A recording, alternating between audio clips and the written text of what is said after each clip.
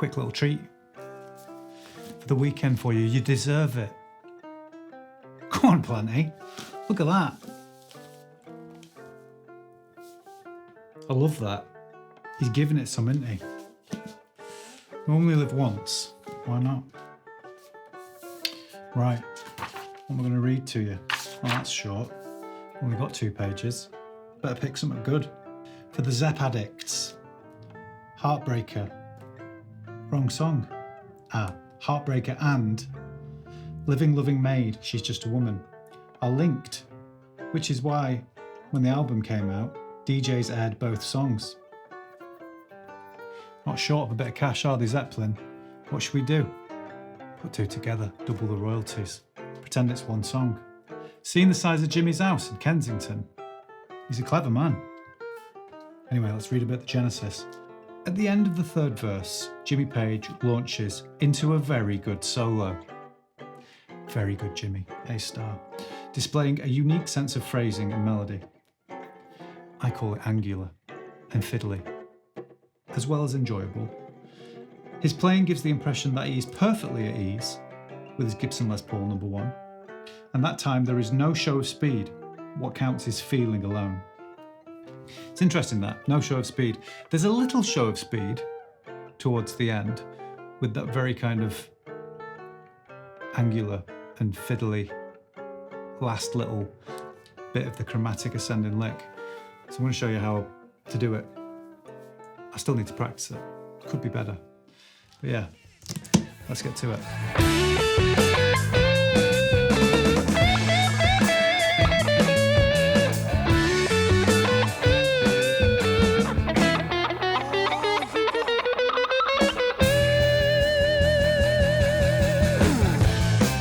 Interesting fact about Page is he only ever plays in keys where the note can be found as a letter in his name.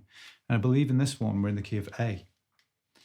I'm going to show you a scale called A pentatonic major, and the solo we're going to learn pretty much lives within that shape. So, learning at the octave below, start on the A with your pinky, and then go 2-4, 2-4, 2-4, 2-5, 2-5. Move that up 12 frets. You can use different fingers up here because the space is tight. Okay? 3rd finger instead of pinky, probably quite common.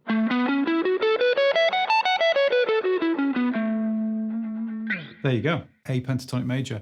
It actually starts on the 4 chord, the D, goes to the 1 chord, back to the 4 chord, and then as it starts that ascent, 5 chord, the E. Right, let's take a look at the first lick.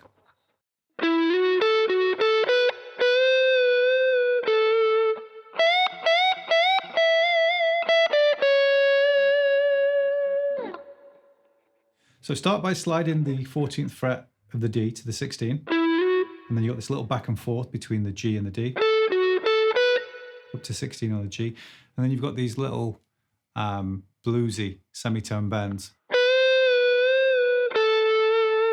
before picking that 14 on the G with some vibrato.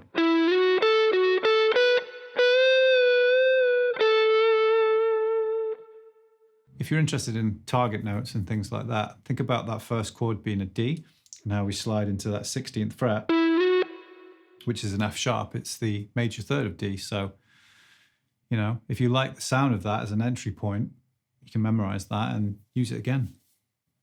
Don't just learn the dots. Learn what's going on. Next part goes like this.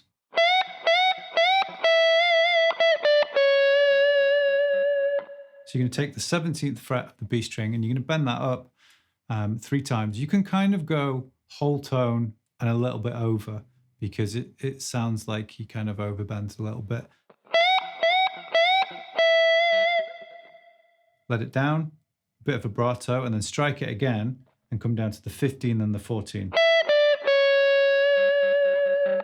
That 15 on the B, the note D, is from the A major scale. You won't find it in the pentatonic shape. It's from your full major scale. I could have shown you the major scale, but I couldn't be asked. I just thought I'd do pentatonic. but I'm going to put both of them on the tab, okay? I'm nice like that.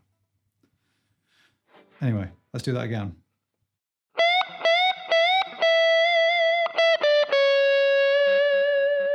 Kind of reminds me of like Whole Lot of Love, you know, when he does like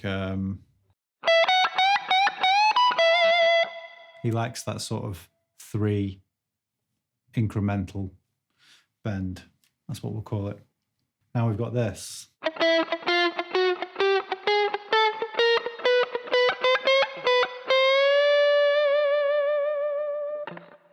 going to start on the 5th fret of the B string, the note E, and we're going to chromatically work our way up to 12th fret, the note B. Let's just play the notes by themselves first.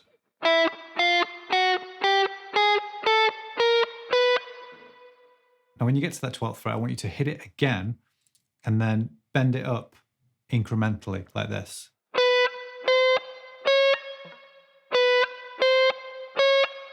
It's kind of difficult to do. You'll find that when you do that, you might hit random notes, but practice it.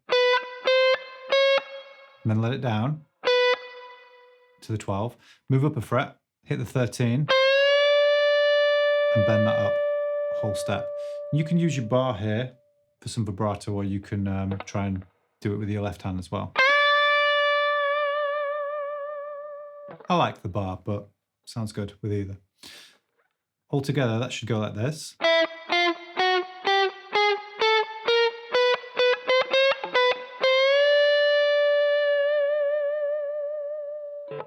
Now all he does for that kind of like percussive clicking is mute the B string just before hitting the note. Now if you put 3 fingers on the string, you're not going to make a harmonic by accident on your way up. 2 or 3 points of contact will just kill the string dead.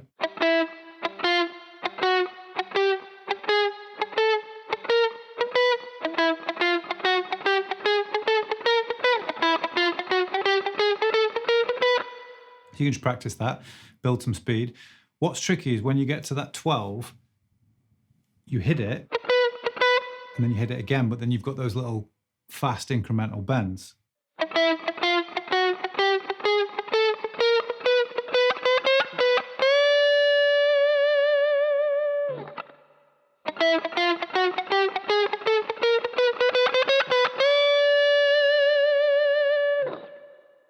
There you go, all together, a little bit slow.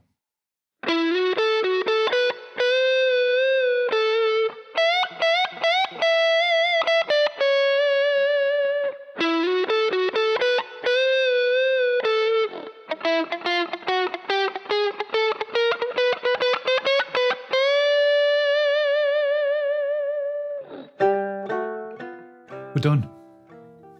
Short but sweet, with a little bit of fiddly. Page summed up. You should be able to sink your teeth into that over the weekend, and I'm sure that little bit at the end will drive you nuts. It did me. I'm still not convinced. I'll probably be having a word with myself in 6 months, like, why did you teach that? Publish it onto the internet.